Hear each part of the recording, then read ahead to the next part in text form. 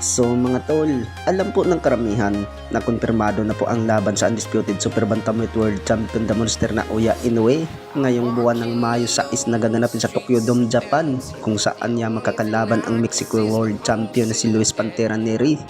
At bumanat din ang ating pabatong former 3 Division World Champion angas ng Pinas Jandrel Casimero.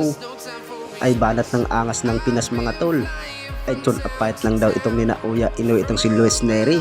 Sigurado na daw ang panalo nina Oya Inoue sa laban na yan. Sa ngayon ay banat po ng karamihan mga tol ay umampi din ni Luis Pantera Nery na ito lang daw ang makakatalo siguro kay na Oya Inoue dahil ay may pamatay na suntok daw itong si Luis Nery na kayang patulugin itong si na Oya Inoue. Bukod dyan ay natatandaan po natin na natalo ang ating IBF Super Flyweight Jerwin Angkahas para sa WBA Bantam World Championship kontra Takuma Inoue na kapatid ni na Oya Inoue.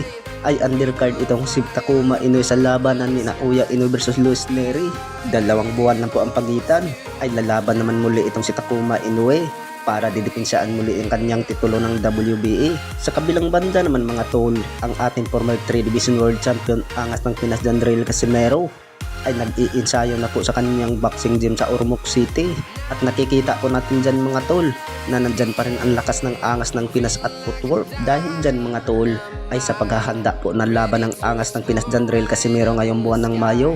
Pero hihintayin na lang natin mga tol ang announcement dahil po ay 2 linggo na lang daw ay ipalabas na po nila kung sino po ang makakalaban po ng angas ng Pinas. Bukod dyan ay natatandaan po natin sa kaibigan po ng angas ng Pinas ng may-ari po ng legal na Kamao Boxing Gym na si Bots Redstone na magandang laban daw ang paparating po ng angas ng Pinas ay magugulat daw ang buong Pilipinas.